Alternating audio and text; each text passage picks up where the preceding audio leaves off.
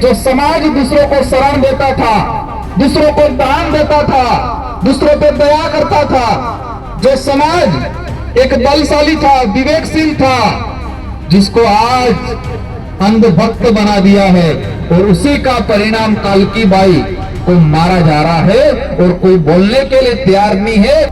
उस धर्म पे थूकते हैं जो धर्म महिला और पुरुष में भेदभाव करता है, उस धर्म पे थूकते हम जो धर्म छुआछूत करवाता है, उस धर्म में जो लिखा हुआ है अगर शूद्र या आदिवासी कोई मंच को संस्कृत के जो श्लोक है अगर वो सुन लेता है तो उसके कान के अंदर शीशा डाल देना चाहिए। तो जिस धर्म में ये लिखा है उस धर्म पे हम थूकते हैं।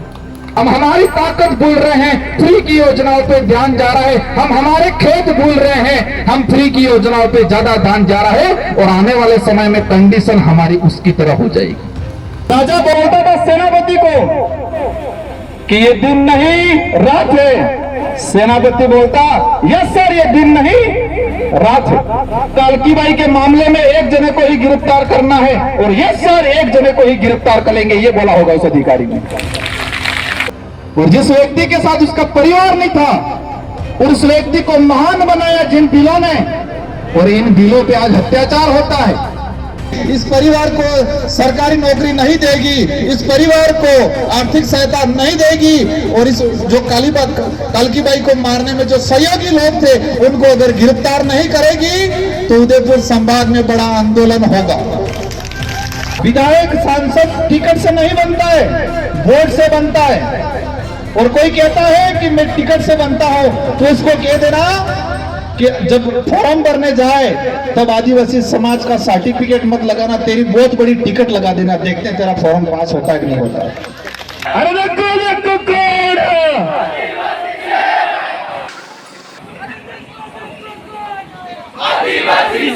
अरे देखो कौन अरे वीर प्रदेश के वास्ते, अरे वीर प्रदेश के वास्ते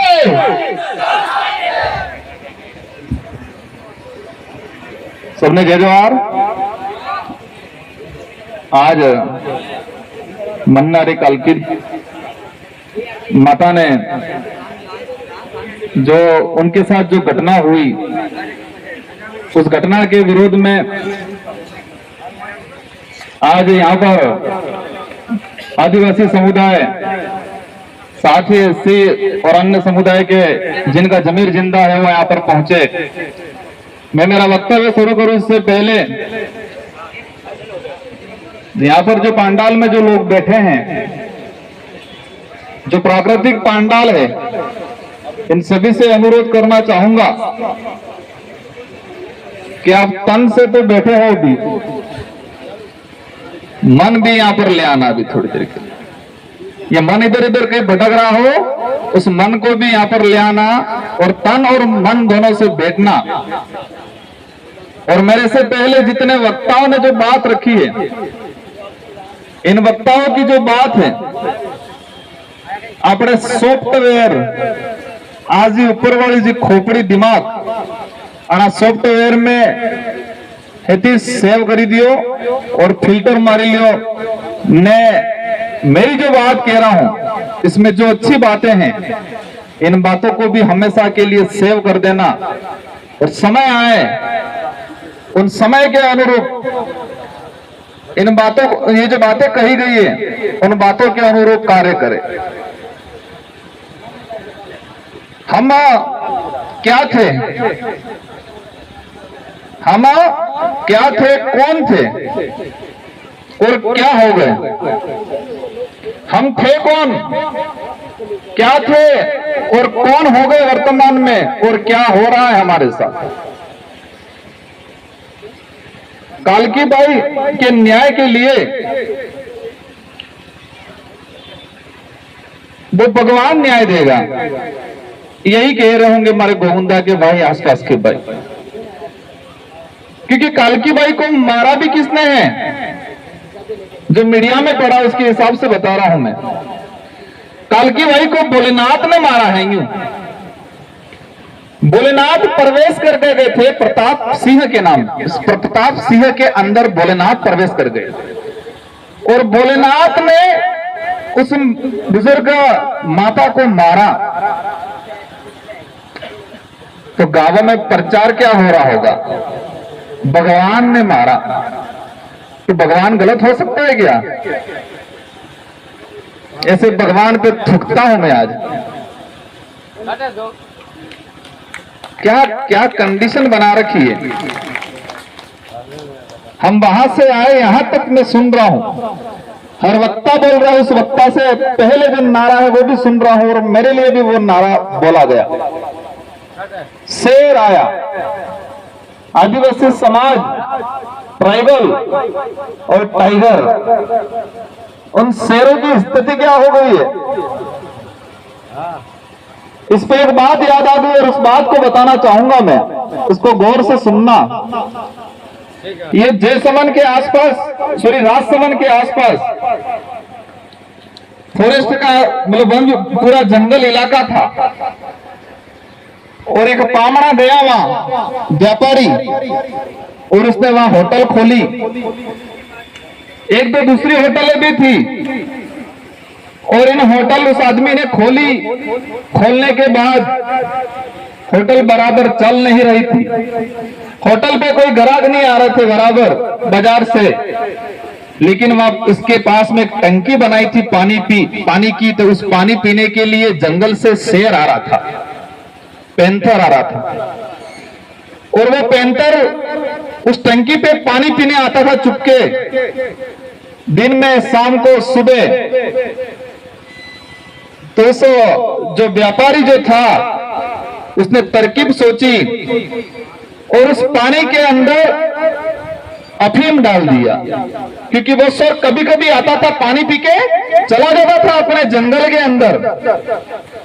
तो उसने देखा कि शेर को कैसे से कब्जे में किया जाए, कैसे गुलाम बनाया जाए, और उसने उस पानी के अंदर अफीम डाल दिया, और वो शेर उस पानी का आदी बन गया, वो नशेड़िया हो गया।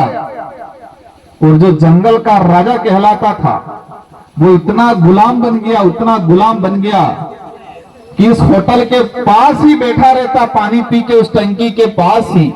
उसकी ताकत, उसकी आइडेंटिटी को वो भूल गया, और वो जंगल का राजा जो कहलाता था वो गुलाम बन गया।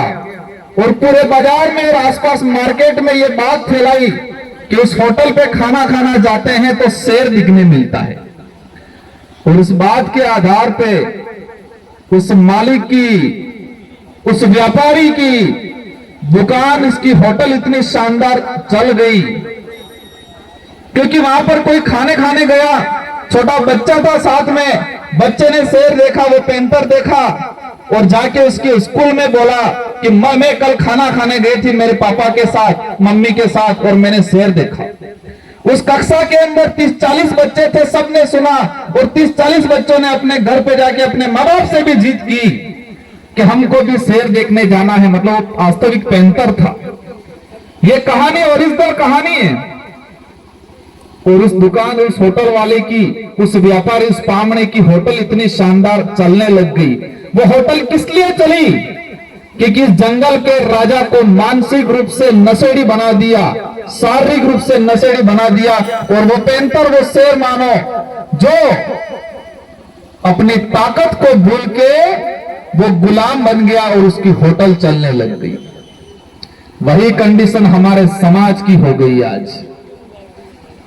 वही कंडीशन हमारे समाज की हो गई है। जो समाज दूसरों को शरण देता था, दूसरों को दान देता था, दूसरों पे दया करता था, जो समाज एक बलशाली था, विवेकशील था, जिसको आज अंधभक्त बना दिया है, और उसी का परिणाम कालकी बाई को मारा जा रहा है, और कोई बोलने के लिए तैयार नहीं है। जिस तरह से उसको अफीम देके उस शेर को उसकी ताकत खत्म कर दी गई, इसी तरह गोविंदा के भाइयों को, आसपास के भाइयों को धर्म का अफीम देके उनको गुलाम बनाने का काम किया जा रहा है। धर्म की बात सुनते ही कई जनों को खलबली भी मच जाएगी। उस धर्म को हम उस धर्म पे थूकते हैं जो धर्म महिला और पुरुष में भेदभाव करता है। उस धर्म पे थूकते हम जो धर्म छुआछूत करवाता है। उस धर्म में जो लिखा हुआ है, अगर शूद्र या आदिवासी कोई मंच को संस्कृत के जो श्लोक है अगर वो सुन लेता है तो उसके कान के अंदर शीशा डाल देना चाहिए। उस जिस धर्म में ये लिखा है उस धर्म पे हम थूकते हैं। जिस धर्म में वर्ण व्यवस्था है उस व्यक्ति को वर्ण व्यवस्था में बांध दिया गया है। वो आदिवासी दलित, हालांकि आदिवासी तो इस वर्ण व्यवस्था में नहीं आते हैं, लेकिन इससे वाले जबरदस्ती घुसे तो हो जाए। क्या स्थिति बना रखी है। मैं जो बोलना चाह रहा था, बातें बहुत सारी सोच रखी थी, लेकिन यहां का जो मैंने सुना, आज हमारे वक्ताओं की जो बात सुनी, कैसे लड़नी है लड़ाई हमको। आज एकत्रित हो गए, हम सब ने भाषण दे दिया, आपने सुन दिया, आपने तालियां बजा दी, नारे लगा लिए और घर पे चले जाएंगे। कैसे न्याय लेंगे हम भूल जाएंगे। हम तो कहेंगे 1.5 रुपये किलो गहूं नहीं से अभी छोटी छोटी थैलियां मिल रही है, और क्या चाहिए। उस थैली के अंदर जाके देखेंगे मिर्ची आई कि नहीं आई, हल्दी है कि नहीं है, तेल आया कि नहीं आया, देखते कि नहीं देखते। अभी सरकार दे रही है, सरकार हमको दे रही है। सरकार क्या, राज्य सरकार की स्कीम है कि फूड पैकेट वितरण किए जाएंगे। हमारा ध्यान तो वहां जाएगा और लाइन में खड़े रहेंगे 2-2 घंटे तक, और घर पे हमारी खेती पशु खा जाएंगे, वहां घास उग गई है, वहां कीड़े खा जाएंगे, वो फसल नहीं देखेंगे हम। लेकिन 2-2 घंटे उस लाइन में खड़े रहेंगे और घर वहां से आते वक्त इस थैली में चेक करेंगे कि मार हूं मर मारते धनिया पाउडर नहीं आ। मैं भी सरकार का समर्थक हूं, सरकार को समर्थन दे रखा है, लेकिन सरकार की ऐसी स्कीम जो इस देश की गरीब जनता को आत्मनिर्भर नहीं बनाती है, उसको गुलाम बनाती है, उसको परजीवी बनाती है, ऐसी योजनाओं का मैं विरोधी हूं। जो सरकार की योजना इस देश की आम जनता को आत्मनिर्भर नहीं बनाकर परजीवी बनाती है, उसको मानसिक गुलाम बनाती है, उसको और गरीब बनाती है, ऐसी योजना का मैं विरोधी हूं। क्योंकि ये आने वाले समय में इतना घातक हो जाएगा कि हमें करना क्या है, लड़ना क्या है, और लड़ना किससे है और किस तरीके से लड़ना है वो भूल जाएंगे। और इस बात पे किस्सा सुनाना चाहूंगा। आपके नजदीक में ही है माउंट आबू और अंबाजी, जो गब्बर वाला जो किला है, और किला के वो गब्बर वाला वो पहाड़ है, उसके आसपास आपने बंदर देखे होंगे। माउंट आबू में भी 1-2 बार गया हूं, गब्बर की तरफ भी गया हूं। तो आप जब हम गए थे और इसके बाद जो यात्री जाते हैं तो सारे के सारे बंदर उस रोड पे रहते हैं। एक ऐसा जानवर, इतना फुर्तीला जानवर कि इस पेड़ से कूद के उस पेड़ पे जा सकता है। जंगल में मनचाही चीज जो फल फ्रूट मिला है, कोई भी इसको खा के जिंदा रह सकता है, शानदार जीवन यापन कर सकता है। इतना ताकतवर जानवर, इतना फुर्तीला जानवर उस सड़क पे बैठा रहता है, और जो भी यात्री आते हैं, गाड़ी आती है, दौड़ के जाता है, और दौड़ के जाने के बाद तुरंत ये करता है, कोई थैली देता है, थैली पे पड़ जाता है। और इसके बाद होता क्या है, उस अगर मादा है बंदर तो उसके बच्चे पैदा हुए, और उस बच्चों ने पैदा होने के बाद उस पेड़ पे लगा हुआ फल नहीं देखा, उस बच्चे ने उस गाड़ी में आती हुई थैली देखी, और उस थैली में नारियल, केले, बिस्किट, सड़ा हुआ रोटी, वही देखा उस बच्चे ने। उस मादा जो बंदरिया थी, जो जन्म होने के बाद बच्चे पैदा हुए, उस बच्चों ने जंगल में जो शानदार फल फ्रूट था, उसके जो खाने लायक जो चीजें थी वो नहीं देखी। पैदा होते ही उस रोड पे पैदा हुआ, वो गाड़ियां देखी, गाड़ी के अंदर आते लोग देखे, फ्री में देने वाली थैली देखी। और इसके बाद हुआ क्या, कोरोना काल आया, और कोरोना काल आने के बाद वहां गाड़ियां बंद हो गई, पुलिस वाले लग लेके खड़े रहे, लॉकडाउन है, लॉकडाउन करके। इस बात को गौर से सुनना, तब ये गाड़ियां नहीं गई, यात्री नहीं गए, और यात्री नहीं गए तो फ्री की थैलियां नहीं गई, फ्री का केला नहीं गया, बिस्किट नहीं गया, नारियल नहीं गया। और उस दौरान उस सड़क पे ये बंदर रो रहे थे। क्या कर रहे थे? रो रहे थे। और कई बच्चे उस दौरान, कोविड काल के दौरान कई बच्चे मर गए। पास में जंगल था, जंगल में पेड़ थे, उस पेड़ों पे फल फ्रूट थे, बहुत सारी चीजें खाने लायक थी, लेकिन वो तो उसकी ताकत भूल गया था, उसकी पहचान भूल गया था। और लास्ट में कोरोना काल में उस रोड पे कई बंदर के बच्चे मर गए थे। और वही कंडीशन इस देश की आम जनता की, आदिवासी समाज की हो रही है। हम हमारी ताकत भूल रहे हैं, फ्री की योजनाओं पे ध्यान जा रहा है, हम हमारे खेत भूल रहे हैं, हम फ्री की योजनाओं पे ज्यादा ध्यान जा रहा है, और आने वाले समय में कंडीशन हमारी उसकी तरह हो जाएगी। आप समझ रहे होंगे, इतना तो विवेक होगा कि मैं कहना क्या जा रहा हूं। एक ताकतवर जानवर, मैंने दो उदाहरण बताए, एक शेर का उदाहरण बताया, एक माउंट आबू अंबाजी, और ये दोनों ओरिजिनल घटना है, दोनों ओरिजिनल घटना है। अब यही को, और हम सब मिलके पुलिस वालों को बहुत गालियां देते कि नहीं देते हैं? बेचारे पुलिस वाले क्या करें? मैंने क्या बोला? बेचारे। इनके लिए भी एक शानदार बात बता दूंगा। ये राज तिलक गांव है, यहां पर राज तिलक हुआ था, तो राजा रजवाड़ों का राज चल रहा था। ये माने राज तिलक मतलब जिसको राजा घोषित किया गया। और उस राजा रजवाड़ों के काल में, मुगल काल में क्या होता था? हमारे बुजुर्ग लोग कहते थे, जब हम पैदा हुए, समझदार हुए, और समझदार होने के बाद हमने बुजुर्गों से सुना कि पहले देश गुलाम था, अब देश आजाद हो गया। तो हमने पूछा, गुलाम देश था तब क्या होता था? तो हमारे बुजुर्गों ने कहा कि उस समय काला कानून हुआ करता था। क्या बोला? काला कानून हुआ करता था। तो हमने पूछा कि वो काला कानून क्या था? तो वो काला कानून ये था कि राजा जो बोले वो सेनापति मान लेता था, कुछ भी बोला वो मान लेता था, मतलब वो काला कानून था, इसलिए कहते थे काली जुबान। तो उस समय क्या होता था? राजा बोलता था सेनापति को कि ये दिन नहीं रात है। सेनापति बोलता, यस सर, ये दिन नहीं रात है। और वही सेनापति सारी सेना को कहता कि ये दिन नहीं रात है, और सारी सेना बोलती, यस सर, ये दिन नहीं रात है। पुलिस वाले भी सुन रहे, क्या वर्तमान में भी यही हो रहा है? वर्तमान में भी राजा रजवाड़ों का राज चला गया, लेकिन वो आदत है, वो सोच और वो आदेश नहीं बदला है। ऊपर से कह देता है अधिकारी कि कालकी बाई के मामले में एक जने को ही गिरफ्तार करना है, और यस सर, एक जने को ही गिरफ्तार करेंगे, ये बोला होगा उस अधिकारी ने।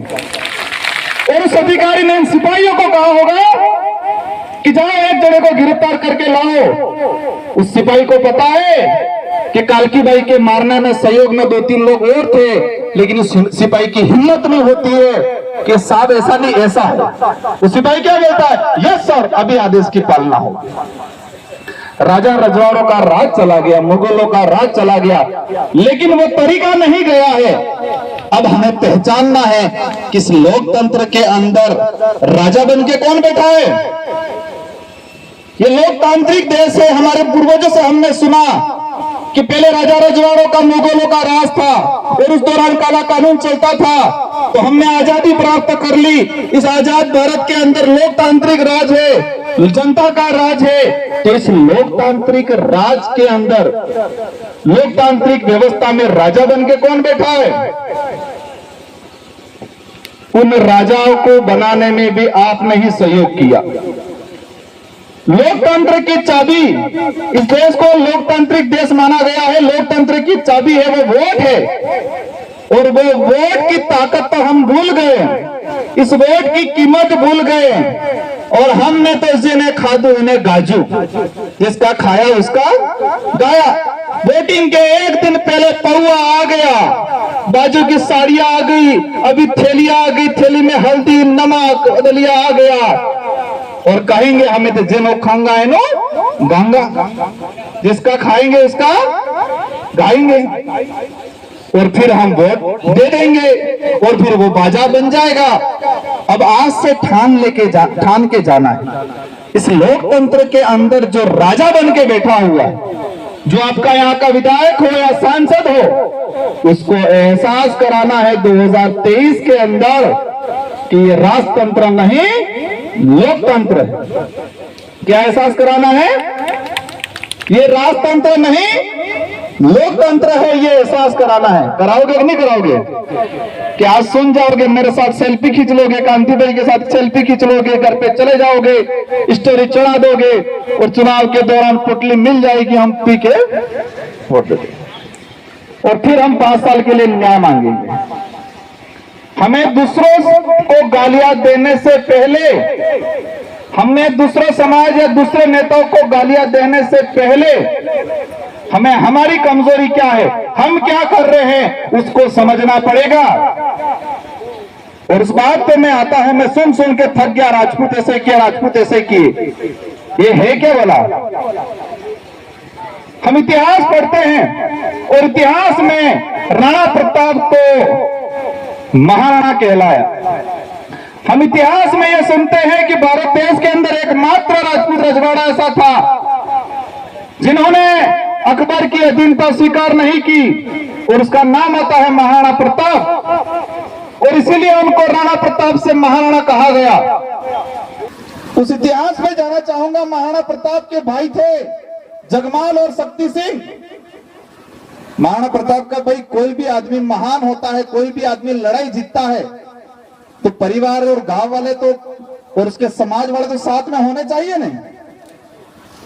महाराणा प्रताप के भाई थे शक्ति सिंह और जगमाल, और वो दोनों कहां थे? महाराणा प्रताप की लड़ाई में हल्दी घाटी का जो युद्ध हुआ उस दौरान जगमाल और शक्ति सिंह दोनों कहां थे? जिस आदमी को हमने शरण दी, ताकत दी, और ताकत देने के बाद राणा प्रताप से महाराणा कहलवाया, वो भीलों की सेना साथ में थी, राणा पूजा की सेना साथ में थी। और आज मैं तो मानता हूं जो राजपूत इस भीलों के लोगों पे अगर अत्याचार करता है तो वह महाराणा प्रताप का खून या उनके पर उस कुटुंब का खून नहीं हो सकता है, क्योंकि उस दौरान राणा प्रताप को महाराणा कहलवाया। और महाराणा प्रताप के भाई शक्ति सिंह और जगमाल दोनों अकबर के साथ थे, और उनके मान सिंह जो आमेर का राजा था उसके साथ महाराणा प्रताप से लड़ने कौन आया था? अकबर आया था, मान सिंह आया था। और मान सिंह की सेना से लड़ा कौन था? यहां के भील लड़े थे। इसके अलावा कई साथी, कई समाज के लोग भी थे, और जिस व्यक्ति के साथ उसका परिवार नहीं था, और उस व्यक्ति को महान बनाया जिन भीलों ने, और इन भीलों पे आज अत्याचार होता है। मीडिया कितनी शानदार है, गोदी मीडिया। वास्तविक घटना अभी मुझे पता चला कि वो बुजुर्ग महिला चप्पल पहन के जा रही थी, और उस प्रताप नाम के तुच्छ व्यक्ति ने कहा, तुम महारानी बन गई है क्या, मेरे से यहां चप्पल पहन के जा रही है?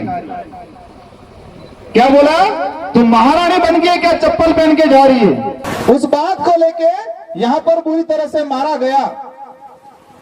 तो हमें क्या करना चाहिए? ये लड़ाई अभी गोफन लेके नहीं लड़ी जाएगी। गोफन हमारी कल्चर से जुड़ा हुआ, तीर कमान भी नहीं चलाने। ये लड़ाई शिक्षा से लड़ी जाएगी। आज से ठान लो, सबको शिक्षित होना है, सही गलत को समझना है, और गोविंदा से हर दूसरे घर तीसरे घर वकील तैयार करना है। हमें यहाँ के एक सीआई है, सुनना है मैंने, 9 अगस्त की परमिशन दी। उस परमिशन में क्या लिखा? आदिवासी समुदाय मर्यादा में कार्यक्रम करें। बहुत आदेश देखे मैंने, बहुत परमिशन देखा मैंने, लेकिन किसी परमिशन में आज तक ये बात नहीं थी। क्या लिखा है? कि ये लोग आदिवासी समुदाय मर्यादा में कार्यक्रम करें। इस मर्यादा की परिभाषा क्या है? क्या अमर्यादित लोग हैं ये? उस सीआई ने परमिशन दी है शायद, उस लेटर को लिखा है किसी ने कि आदिवासी समुदाय मर्यादा में कार्यक्रम करे। जो अमर्यादित समाज हो, अमर्यादित लोग हो, उसके लिए लिखा जाता है। और किसी आदेश में हम समझते हैं नियम कायदों के अनुरूप कार्यक्रम करें, समझ में आता है, लेकिन मर्यादा में कार्यक्रम करें। और मैं आगे साथी को कहता हूं, व्यवस्थित ड्राफ्टिंग बनाओ और उस आधार पर एट्रोसिटी का मुकदमा दर्ज करवाओ उन पे भी। क्योंकि जिस समाज को आपने मर्यादा में काम करे ये लिख के दिया है, तो क्या वो समाज अमर्यादित है? जिसकी वजह से आप मुझ तान रहे हो, उन पे आज तुम अत्याचार कर रहे हो। और मैं दोबारा कहता हूं कि जो ये हरकतें कर रहे हैं वो राणा पूजा, राणा महाराणा प्रताप के वंशज नहीं हो सकते हैं। एक दूसरा घटनाक्रम हुआ हमारे तरपाल गांव में। इसके बाद ये जितेंद्र मेघवाल, इंद्र मेघवाल हमारे एससी के साथी आए हुए हैं यहाँ।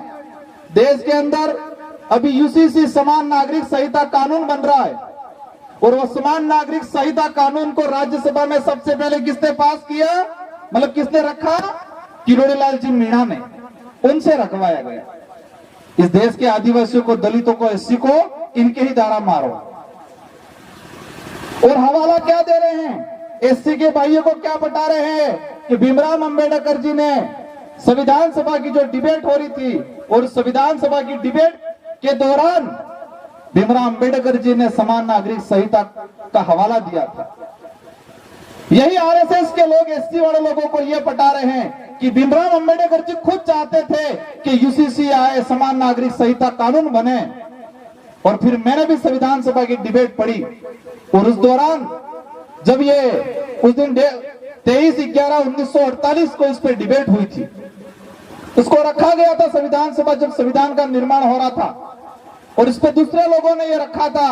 और अंबेडकर जी ने कहा था कि जिस दिन इस देश में समानता हो जाएगी, जिस दिन इस देश में छुआछूत खत्म हो जाएगा, भेदभाव खत्म हो जाएगा, उच्च नीच खत्म हो जाएगा, उस दौरान जहां उस समय के जो लोग होंगे, जो जनप्रतिनिधि होंगे, उस समय की जो विधायिका होगी, वो विधायिका समान नागरिक संहिता लाए। ये बोला था उन्होंने। और उन्होंने कहा था कि देश के अंदर अगर इससे पहले जब तक ये भेदभाव, जब तक ये छुआछूत रहेगा, तब तक इस तरह का कोई कानून नहीं बनेगा। क्या आज भेदभाव छुआछूत खत्म हो गया? और नहीं हुआ, जिस तरह का कानून लाने की क्या जरूरत है? और इसी दौरान इसको हाईलाइट किया गया।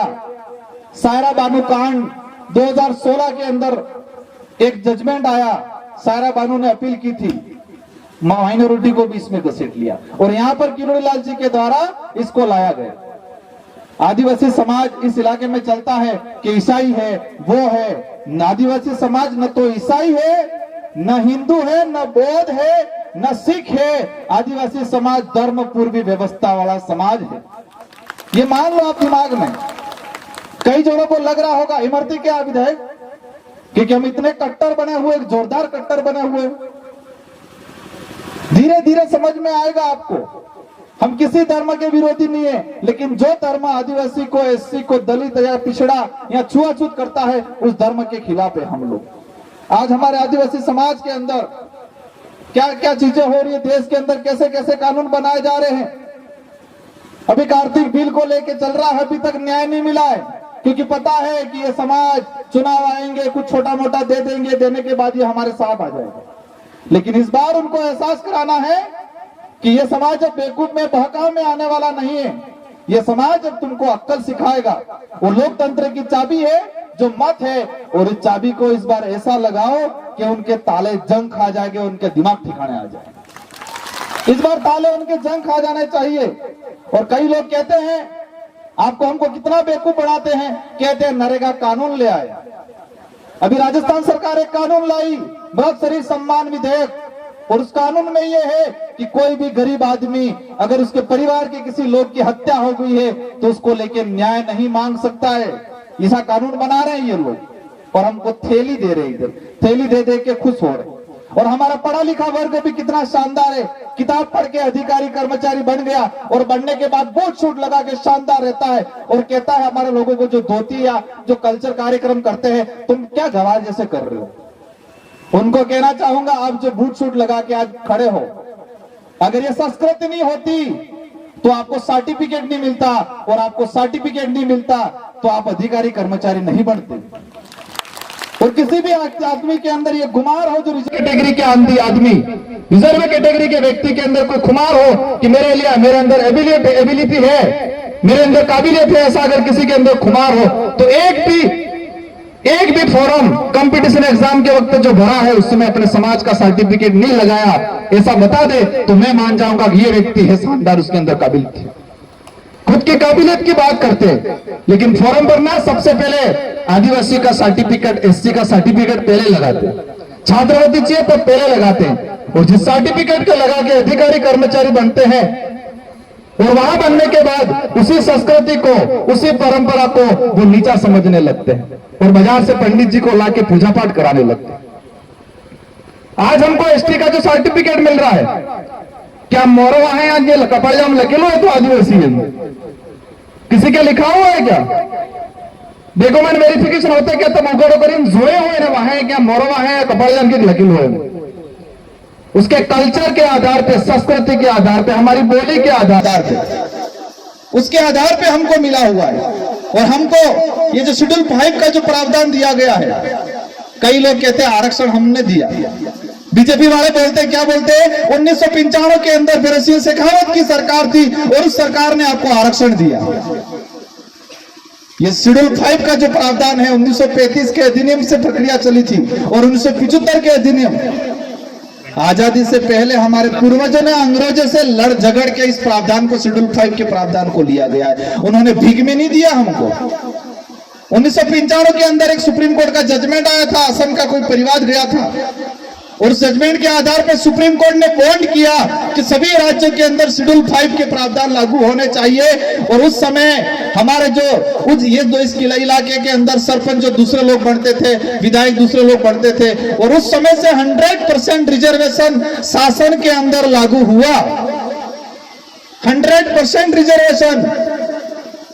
कई बार हम बोलते हैं 100% रिजर्वेशन, कई लोग हंसते हैं, उनको पता नहीं है 100% रिजर्वेशन शासन में लागू है। यहाँ शेड्यूल एरिया के अंदर सभी सरपंच आदिवासी बनते हैं, इस बात को समझना है। और मैं आज आगे कहना चाहूंगा, ये कालकी बाई को जो मारने में जो सहयोगी थे, और उस सरकार को भी हम अवगत कराना चाहेंगे कि इस मामले को आपने दबा दिया। कन्हैयालाल के परिवार को एक 50-50 लाख रुपए दिए, 2 नौकरियां दी, और यहाँ पर अभी तक एट्रोसिटी के तहत जो प्रावधान है पैसों का, सहयोग का, वो भी नहीं दिया गया। और आने वाले समय में आज हम जो आए हैं आपके बुलाने पे आए हैं, लेकिन आज इस चीज को अच्छे से समझेंगे और हमारी जो मांगे हैं, अगर वो सरकार नहीं मांगेगी, इस परिवार को सरकारी नौकरी नहीं देगी, इस परिवार को आर्थिक सहायता नहीं देगी, और इस जो कालकी बाई को मारने में जो सहयोगी लोग थे उनको अगर गिरफ्तार नहीं करेगी तो उदयपुर संभाग में बड़ा आंदोलन होगा, पूरे उदयपुर संभाग में। और आप सबको ये बात आज गांठ बांध के जानी है और अपने सॉफ्टवेयर में एक साइट को सेव कर देना है परमानेंट के लिए।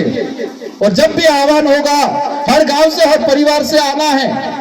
हमारे समाज को कभी दुख होता है, इतना मजबूर कर दिया, इतना कमजोर कर दिया है कि 2 वक्त तक की रोटी भी नसीब नहीं होती है। और उन लोगों को भी ये पता है कि जिस समाज को 2 वक्त की रोटी नसीब नहीं होती है, वो व्यक्ति अपने स्वाभिमान के लिए नहीं लड़ सकता, अपने अधिकार के लिए नहीं लड़ सकता। और यही पॉलिसी के तहत राज्य सरकार, केंद्र सरकार फ्री की योजना देके हमको मंदिरों की तरह कंडीशन बना रही है। और आज धीरे धीरे हो रहा है हमारे समाज के अंदर। हम सिर्फ खाने के लिए सोच रहे हैं, पेट भरने के लिए सोच रहे हैं, स्वाभिमान की लड़ाई नहीं लड़ पाएंगे आने वाले समय में। यही कंडीशन रही थी। और मैं सारे युवाओं को कहना चाहूंगा, हम नारा लगा रहे हैं लेकिन शारीरिक रूप से बिल्कुल कमजोर हैं। आज से ठान लो कि हमें नशा पत्ता नहीं करना है। छोड़ोगे नशा पत्ता? पक्का छोड़ोगे? ये दारू वारू, बीड़ी, सिगरेट आज भी कई जनों के मुंह में होगा। उस शेर की तरह कर दिया हमको, जो अफीम पिला के कांडा करके टंकी के पास पड़ा रहता था। वो खाने वाले देखने आते थे। ये कंडीशन हमारी होगी। आज ठान के जाना है, हमें नशा पत्ता नहीं करना है, हमें शारीरिक रूप से मजबूत बनना है। और ये सेल्फी स्टैंड नहीं बनाना है, लाइफ स्टैंड बनाओ खुद का। सेल्फी खींच के शानदार, और मोबाइल के अंदर वो कैमरे डाउनलोड मत करो। जो अच्छे अच्छे फोटो आते वो कैमरे डाउनलोड करने का काम नहीं करते हुए संविधान की जो कॉपी है, कॉन्स्टिट्यूशन है, उसको कॉपी करो, उसको डाउनलोड करो और उसको पढ़ो। शेड्यूल 5 के प्रावधान को डाउनलोड करो। 5वीं अनुसूची क्या है उसको डाउनलोड करो। आज जाके वहां से ठान के जाना है कि शाम को जाके सभी शेड्यूल 5 क्या है उसको डाउनलोड करेंगे। इस देश का मूल मालिक आदिवासी है। इस हाईकोर्ट सुप्रीम कोर्ट का जजमेंट है उसको डाउनलोड करना है। जमीन के अधिकार है वो डाउनलोड करने हैं। अभी बैठा था 3-4 कागज आ गए कि हमारा मकान हटा रहे हैं, हमारा ये कर रहे हैं, ज्ञापन दे रहे हैं। वो कोई नाम बता रहा, कोई सोलंकी, कोई नागड़ा नागदा, इस तरह से नाम बता रहे। जाके लोग एप्लीकेशन दे रहे और हमारे लोगों को 40-50 साल से पुराना कब्जा है उसको हटा रहे। अभी राज्य केंद्र सरकार एक कानून और लाई, वन सुरक्षा अधिनियम 2023। उसके अंदर ऐसा प्रावधान कर रखा है, भले फॉरेस्ट हो या फॉरेस्टर नहीं हो, इसके बावजूद भी अगर कोई लोग बैठा हुआ है इसको हटाया जाएगा और उद्योगपतियों को दिया जाएगा। ऐसा ऐसा कानून ला रहे हैं ये लोग। यूसीसी लाए, ये लाए। क्या हमारे लोगों को पता है यूसीसी क्या है, फॉरेस्टर वाला क्या, फॉरेस्ट का कानून क्या है, मृत शरीर सम्मान विधेयक क्या है? अनपढ़ को ठीक है, पढ़े लिखों को भी नहीं पता है। और सबको पूछेंगे पाकिस्तान से कौन आई थी? सीमा आई थी। पाकिस्तान से कौन आई? सीमा हैदर आई, सबको पता है। साथ में कितने बच्चे लेके आई? 4 बच्चे लेके, ये सबको पता है। इस देश की गोदी मीडिया ऐसी ही चीजें दिखाती है, लेकिन फॉरेस्ट राइट एक्ट क्या है वो नहीं दिखाएगी, यूसीसी क्या है वो नहीं दिखाएगी। यहाँ वकील भी बैठे हुए हैं। यूसीसी अगर पूर्ण रूप से लागू होगा, भविष्य में एट्रोसिटी एक्ट खत्म होगा। जिस देश के अंदर समानता है वहां छुआछूत कैसे हो सकती है, ये सुप्रीम कोर्ट का जजमेंट बोलेगा आने वाले समय में। जिस देश के अंदर समानता का कानून लागू हो गया है, उस देश के अंदर छुआछूत कैसे हो सकती है? ये जजमेंट आएगा आने वाले समय में हाई कोर्ट या सुप्रीम कोर्ट का, और उस समय एट्रोसिटी खत्म हो जाएगा। और जिस दिन एट्रोसिटी खत्म हो गया, आपको रगड़ा रगड़ा के मारेंगे। आज एट्रोसिटी है, इसके बावजूद भी हमारे साथ ये कंडीशन हो रही है। हमको तो सीमा आई, 4 बच्चे लाई, मंजू गई, फंजू आई, यही बता रहे, यही देख रहे हम टीवी पे, मोबाइल में। यूसीसी के बारे में नहीं पढ़ रहे हम लोग। आज से ठान के जाना है, इन 5 कानून को समझना है। एक 1% 1 रिजर्वेशन जो लाने की प्लानिंग कर रहे हैं, समान नागरिक संहिता जो कानून है उसको समझना है, वन सुरक्षा अधिनियम 2023 जो आया उसको समझना है, मृत शरीर सम्मान विधेयक जो आया उसको समझना है। और किसी को याद नहीं रहा हो तो मैं आज शाम को पोस्ट डाल दूंगा, उसको आप समझ लेना, पढ़ लेना और समझ लेना। और हमारी माताओं को मैं कहना चाहूंगा, इस बार चुनाव आए, घर में लट रखना। और जो चुनाव के दौरान हमारा भाई अगर पी के आया घर में तो बुसीम मिलवानी।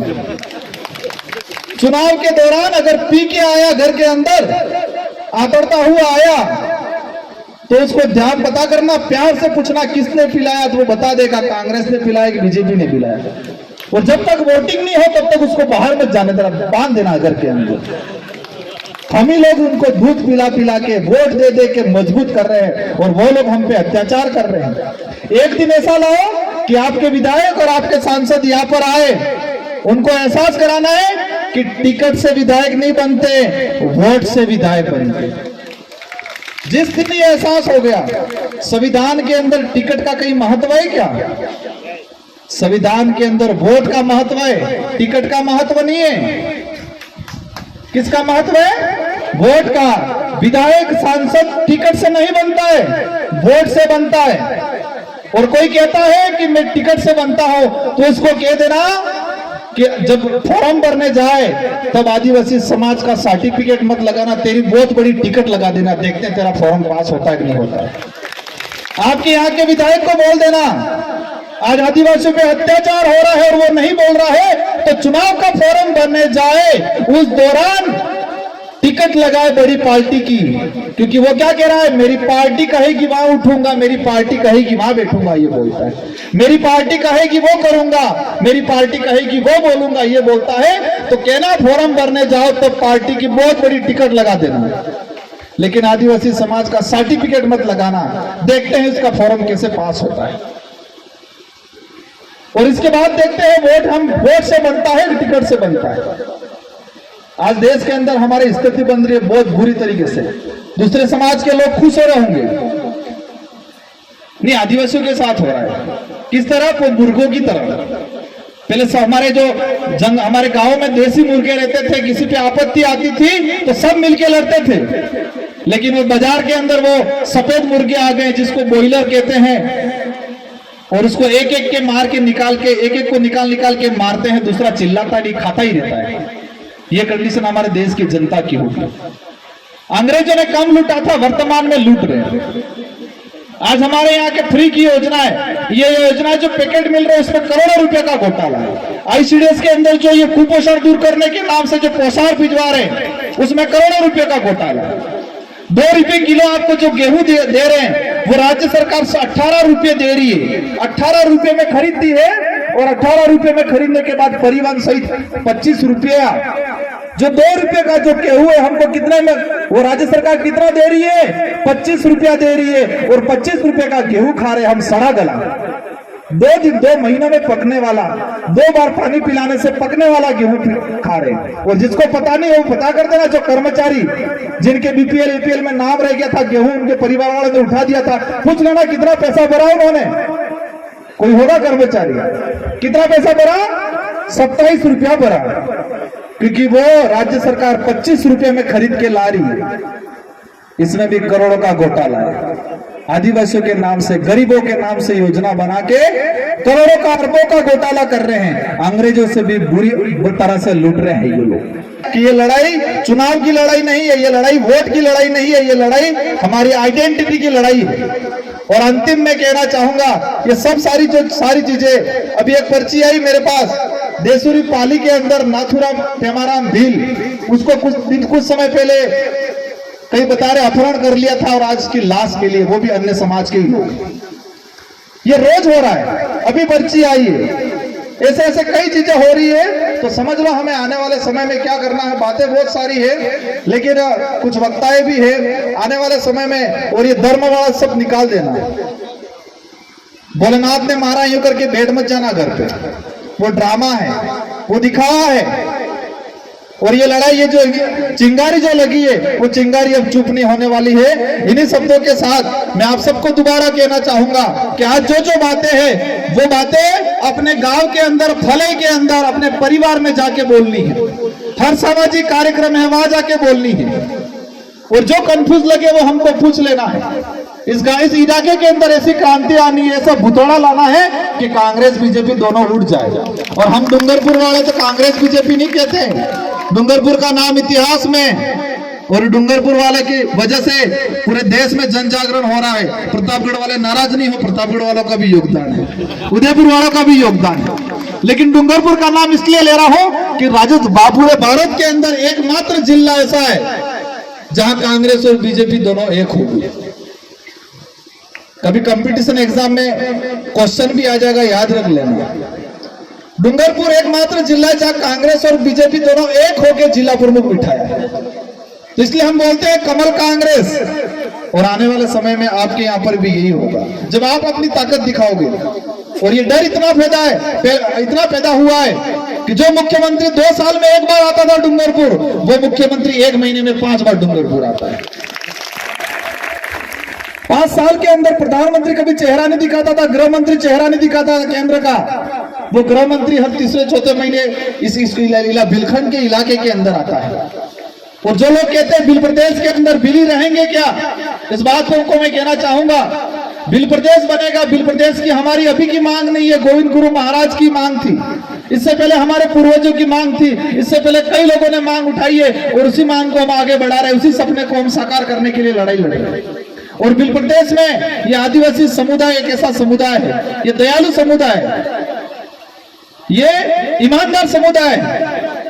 अभी स्थिति ऐसी बना दी है, उसको मजबूर कर दिया है, बेचारा चोरी करने के लिए मजबूर होता है, कहीं लड़ाई करने के लिए मजबूर होता है, कहीं बौखलाहट हो जाती है। लेकिन वास्तविक देखा जाए स्वाभिमानी समाज है, सच्चा समाज है।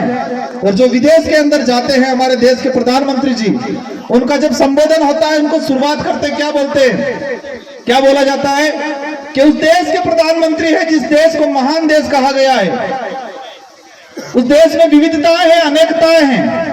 क्या बोला जाता है, हमारा देश भारत देश महान क्यों है? क्योंकि हमारे देश में विविधता है, अनेकता है, अनेक संस्कृतियां हैं, अनेक जातियां हैं, अनेक धर्म हैं, और उसी आधार पे उसको विविधता कहा जाता है, उसी आधार पे महान कहा जाता है। एक रोडवेज के बाहर लिखा रहता है अतिथि देवो भव। क्या लिखा रहता है? एक बार मोदी जी गए थे कि ब्राजील, पहले मैंने उनका देख रहा था, क्या बोला वहां के संचालन जो कर रहा था उसने इंग्लिश में बोला था, मैं हिंदी में ट्रांसलेट करूंगा। उन्होंने कहा था ये वो प्रधानमंत्री है जिस देश में अतिथि को देवो भव भगवान माना जाता है। अतिथि देवो भव, ये वो प्रधानमंत्री है जिस देश से आते हैं, जिस देश में मेहमान को भगवान माना जाता है। और वो रोडवेज के पीछे लिखा रहता है अतिथि देवो भव। कई सार्वजनिक, कई सरकारी यंत्रों के पीछे लिखा रहता है अतिथि देवो भव। तो अतिथि देवो भव कहाँ है? वो आदिवासी समुदाय में है। हमारे घर पे कोई आता है अनजान आदमी, तो उसको देख के क्या बोलते हैं, कौन एक पामणो आवे है, कौन एक मेहमान आवे। पहले बुलाते हैं, बिठाते हैं, पानी पिलाते हैं, चाय पिलाते हैं, फिर कहते हैं कि पामणे तमन पहचान जाने आप कौन हो। और बाजार में जाएंगे, दरवाजा खटखटाए, पहले पूछेंगे कौन है भाई, कहां से आ रहा है, क्या काम है, पानी नहीं पिलाएंगे। तो अतिथि देवो भव आदिवासी समुदाय के अंदर है। और आवा पामणे અમે આટલા વસાડી નાખच्या અને પામણે અમને કમજોર કરી નાખच्या और અને પામણે વાર કબજો કરી નાખજો, छुआछूत કરી નાખજો। इसलिए हम सबको मिलजुल के काम करना है। और ये लड़ाई जो लोग कह रहे थे कि बाहर से लोग आ रहे हैं, ये पाकिस्तान से नहीं आ रहे, हम डूंगरपुर से ही आ रहे हैं, बाहर से लोग आ रहे हैं और उनके अंदर खलबली मचने वाली है और ऐसे कीड़े पनपने वाले दिमाग के अंदर जोरदार। आपने देखा होगा बारिश के वक्त जब बारिश आती है तो हमारा जो बैल, जो बड़द, आज टाहो एक बड़द कही, यहाँ बड़द बोलते हैं टालो। जब बारिश आती है तो वो टालो कमजोर रहे पहले थे कि उनाड़ा दाड़े, क्योंकि उनाड़ा बराबर मतलब गर्मी के दिनों में खाना नहीं मिला था उस टाले को, तो वो टाला दुबड़ा हो जाता है। बारिश आने के बाद इस जमीन से घास उगती है, घास उगने के बाद वो टाला चढ़ता है, चढ़ने के बाद वो टाला मजबूत बनता है और वो टाला मजबूत बनने के बाद दूसरे टाले से टकराता है और टाले से टाला टकराता है तो उसका सर, ये सींग होता है, सींग में टूट जाता है और वो सींग टूट जाता है तो उसका मालिक देखता है, क्योंकि सींग टूटने के बाद बारिश होती है तो कीड़े पड़ जाते हैं, टाले के सर में कीड़े पड़ जाते हैं। तो उसकी भलाई के लिए वो मालिक सोचता है कि मेरा टाला के दिमाग में कीड़े पड़ गए हैं, उसका इलाज करना पड़ेगा। कांति भाई जैसे मेरे जैसे डॉक्टर को बुलाता है, डॉक्टर को बुलाने के बाद उस टाले को मजबूत पेड़ से बांधता है, उस टाले को मजबूत पेड़ से बांधने के बाद रस्सी से व्यवस्थित बांधता है और टाले को व्यवस्थित पकड़ता है, टाले के दिमाग के अंदर, इस सींग के अंदर दवाई डालता है, दवाई डाल के रूह डालता है और रूह डाल के कीड़े निकालता है। तो वो टाला दो पैर चिल्लाता है, मतलब दोनों पैर कूदता है। और जिसने इस टाले का इलाज किया वो टाला उस इलाज करने वाले को दुश्मन समझता है, दौड़ता नहीं दौड़ता बाद में। 1-2 महीने तक भी वो टाला जिसने इलाज किया था वो डॉक्टर और उस मालिक को दुश्मन समझता है और उसको मारने दौड़ता है। पर उस मालिक और उस डॉक्टर ने तो उसकी भलाई के लिए काम किया था और वही कंडीशन हम अभी कर रहे हैं। वो टाले जो कांग्रेस बीजेपी में चले गए, उनके दिमाग में कांग्रेस बीजेपी वालों ने कीड़े डाल दिए और इन भाइयों ने हमको बुलाया क्योंकि ये यहाँ के मालिक है और हम डॉक्टर हैं और उन टालों के दिमाग में जो कीड़े कांग्रेस बीजेपी ने डाल रखे हैं, इन कीड़ों को हम ये अच्छी जो वास्तविक बातें डाल के इलाज कर रहे हैं, रूह डाल के। वो टाले दो पैर से कूद रहे हैं आज, पर चिंता मत करो, वो टाले अपने ही हैं। एक दिन समझ में आएगी, उनको लगेगा कि इस मालिक और इस डॉक्टर ने तो मेरी भलाई का ही काम किया था, इसलिए ऐसे टालों से भी बेवजह टकराना नहीं है। हमारे डूंगरपुर में बहुत ताले ऐसे थे पहले, दो पैर कूदते थे, हमसे लड़ाई लड़ने आते थे, लेकिन तालों का हमने अच्छे से इलाज किया और वो ताले आज हमारे साथ हैं। इसलिए चिंता मत करो, आपके यहाँ पर भी कुछ ताले होंगे। सुनने में आया जिस कार्यक्रम को डिस्टर्ब करने के लिए भी बहुत परेशान किया है, आसपास भी मंडरारे होंगे, उस तालों ने उनके खबरी भी भेजे होंगे। उन खबरियों को भी कहना चाहूंगा, उन तालों को कह देना है कि ये लड़ाई वोटों की लड़ाई नहीं है, ये लड़ाई किसी समाज के खिलाफ भी नहीं है, ये लड़ाई उस समाज के और उस व्यक्ति के खिलाफ है जो छुआछूत करता है, भेदभाव करता है, जो शोषण की नीति रखता है, उन लोगों के खिलाफ है। ये हमारे अस्तित्व बचाने की लड़ाई है। हमको हमारे समाज को स्वाभिमानी बनाना है, परजीवी नहीं बनाना है। और इन्हीं शब्दों के साथ आप सबको पुनः, और कार्तिक बिल वाला कार्यक्रम आंदोलन चल ही रहा है अभी, आज भी सिरोही जिला मुख्यालय पे चल रहे हैं। इंद्र मेघवाल भी जो गिरफ्तार किए थे उनको भी बरी कर दिया, उनको जमानत पे फ्री कर दिया, जल्दी सुनने में आए। बहुत सारी लड़ाई हम सबको मिलजुल के लड़नी है। इन्हीं शब्दों के साथ आप सबको धन्यवाद, आभार, जय जोहार, जय भील प्रदेश।